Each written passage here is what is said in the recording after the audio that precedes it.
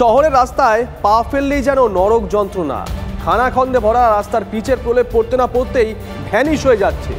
সামান্য বৃষ্টিতে খোসার মতন উঠে আসছে পিচের আস্তরণ।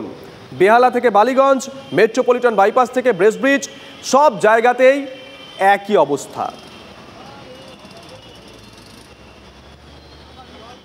মাসখানেক আগে পিচের প্রলেপ পড়েছিল, আর বৃষ্টি হতেই সেই পিচের প্রলেপ উধাও। স্বাভাবিকভাবেই প্রশ্ন উঠছে সেই পিচের উপকরণ নিয়ে। আদৌ কি উচ্চমানের উপকরণ দিয়ে এই পিচের প্রলেপ দেওয়া হচ্ছে, নাকি নিম্নমানের প্রলেপের জন্যই এই ঘটনা বারবার ঘটছে? আমি কৌরবকে বলবো একবার দেখানোর জন্য যে যেভাবে যাত্রীরা দাঁড়িয়ে আছে, অপেক্ষা করছে গাড়ির জন্য, কিন্তু কোনো গাড়ি দাঁড়াচ্ছে না এই গর্তের জন্য। যারা ট্রাফিক সার্জন রয়েছে, যারা ট্রাফিক পুলিশ কর্তা রয়েছে, তাদের পক্ষেও যানজট নিয়ন্ত্রণ করতে রীতিমতো কষ্টসাধ্য করতে হচ্ছে। কারণ সামান্য বৃষ্টি হলে ভয়াবহ হয়ে উঠছে এই ডায়মন্ড হারবার রোড। আর যা সমস্যার সমাধানের জন্য কলকাতা পুরসভার ভূমিকা নিয়েও রীতিমতো প্রশ্ন উঠছে।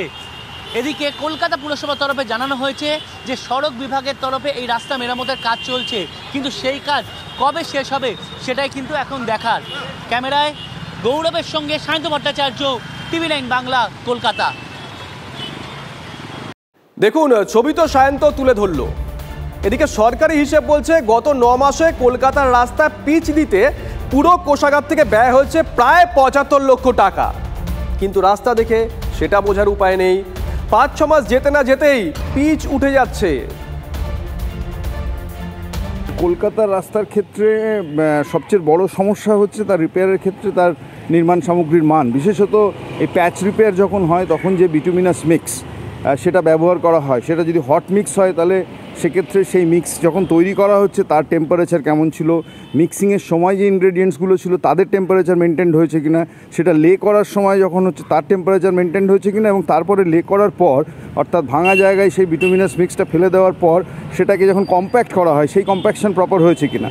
ফলে এই চারটের কোনো একটা জিনিসের মধ্যে যদি খামতি থাকে তাহলে definitely there can be a problem. Moreover, এবং কলকাতা যেহেতু রাস্তায় গ্রাউন্ড ওয়াটার টেবল ভীষণ হাই, অর্থাৎ খুব তাড়াতাড়ি জল জমে যায় এবং রাস্তার তলার জলের লেয়ারটা খুব কাছে থাকে, ফলে সেই কারণে এই ওয়াটার ইনডিউস ড্যামেজটাও হচ্ছে একটা বড় ফ্যাক্টর রোড রিপেয়ার ইন কলকাতার ক্ষেত্রে।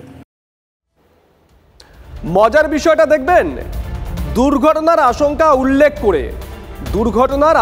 উল্লেখ করে বেহাল রাস্তা মেরামতের জন্য কলকাতা পুলিশের তরফে মেয়রকে চিঠি দেওয়া হয়েছে। রীতিমতন অস্বস্তিতে কলকাতা পুরসভা। বেহালা যেখানটা হয়েছে ওটা পিডব্লিউডি করছে, অলরেডি আমার সাথে কথা হয়েছে, পিডব্লিউডি সেক্রেটারি, ওইটা হচ্ছে।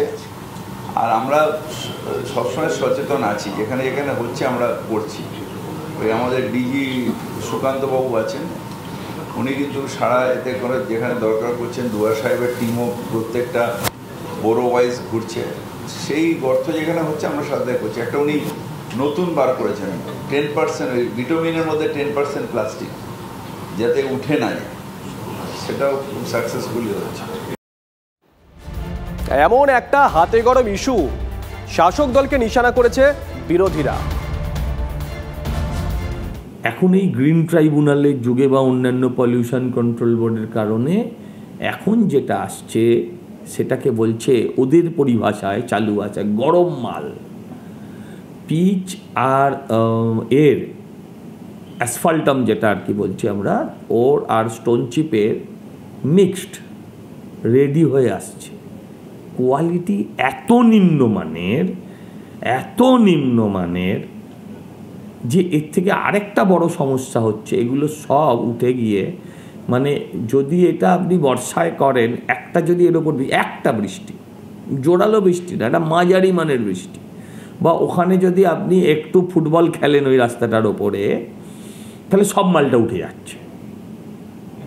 সব মালটা উঠে গিয়ে আরেকটা বিপদ বাড়াচ্ছে, সেটা হচ্ছে নর্দমায় জমা হচ্ছে, মানে ড্রেনেজ সিস্টেমটাকে চক করে দিচ্ছে। এটা আরেকটা বড় বিপদ করছে। এবং সেই মালেরও এখন যদিও সাপ্লাই প্রায় সময় থাকে না, সেই মালটাও সরকার দিতে পারছে না, এমন একটা অবস্থায় আছি আমরা। ঠিকই আছে,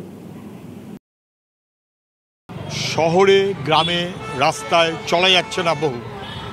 মাঝে মাঝে সংবাদ মাধ্যমের ছবি দেখেন সবাই, কলকাতা শহরের ওপরেও তাই, কলকাতা শহরের চারপাশেও তাই। আমি যে রাস্তায় যাতায়াত করি 6 মাস আগে রাস্তাটা সারানো হলো, 6 মাসের মধ্যে রাস্তা কঙ্কাল। গোটা পশ্চিমবাংলার সর্বত্র রাস্তা তৈরি হচ্ছে, টাকা কাটমানি হয়ে চলে যাচ্ছে, কোয়ালিটি খারাপ হচ্ছে, নেতা মন্ত্রীদের পকেটে চলে যাচ্ছে।